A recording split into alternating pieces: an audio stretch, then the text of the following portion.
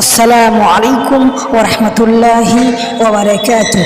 প্রিয় দিনদার মুসলমান ভাই ও বোনেরা, আজকে আলোচনা করব যেসব কথা আল্লাহ রাগান্বিত হন, নারাজ হন, যেসব কথা কি ওইসব কথা আমাদের বলতেই হবে না, কারণ ওইসব কথা বললে আল্লাহ রাব্বুল আলামিন আমাদের প্রতি অসন্তুষ্ট থাকেন।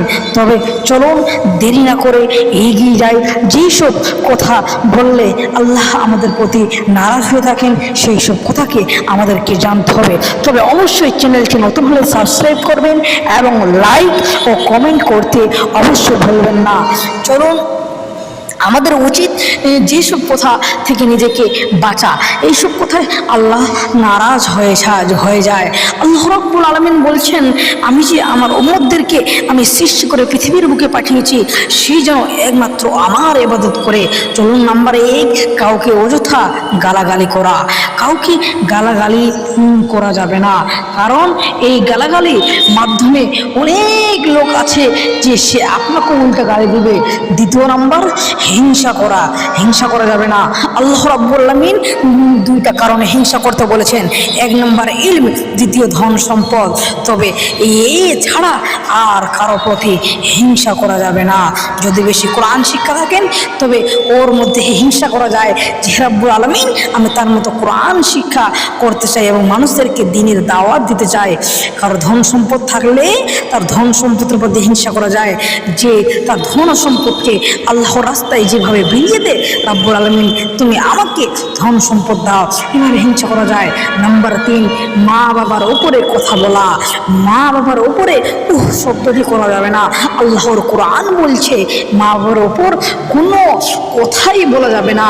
মা বাবার সামনে মাথা নিচু করে কথা বলতে হবে, মাথা ঝাঁকি দিয়ে কথা বলা যাবে না।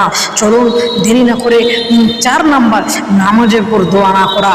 নামাজের পর সমস্ত দোয়া বিধিবিধান আল্লাহর মেনে চলতে হবে, নচেত আল্লাহ রাব্বুল আলামিনের আমরা জান্নাত লাভ করতে পারবো না।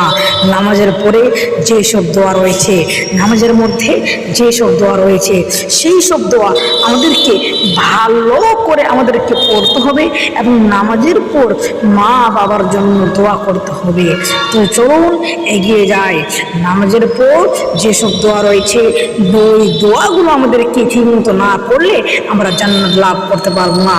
5 নাম্বার, দাঁড়িয়ে পানি পান করা যাবে না।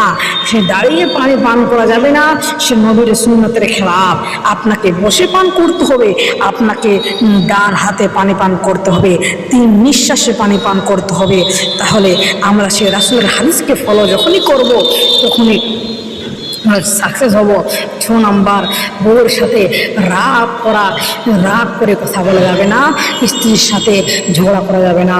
7 নাম্বার, বাড়িতে মেহমান আসলে নারাজ হওয়া যাবে না। বাড়িতে মেহমান আসলে আল্লাহ রাসূল যেভাবে খুশি হতেন ঠিক সেভাবে খুশি হতে হবে এবং মেহমানদেরকে সম্মান নওয়াজি ঠিকমতো করতে হবে। তাহলে আমরা রাসূলের হাদিসকে আমরা যখন ফলো করে চলবো তাহলে আমরা জান্নাত লাভ করতে পারবো। মেহমানকে দেখে মেহমান সম্মান করতে হবে, মেহমান নওয়াজি করতে হবে। মেহমানকে কোনো কারণে কোনো কথা বলা যাবে না, মেহমানের মনে কষ্ট দেওয়া যাবে না, মেহমানকে ঠিকমতো সম্মান করতে হবে। চলুন প্রিয় দর্শক, এখান থেকে শেষ করলাম। আসসালামু আলাইকুম ওয়া রাহমাতুল্লাহ।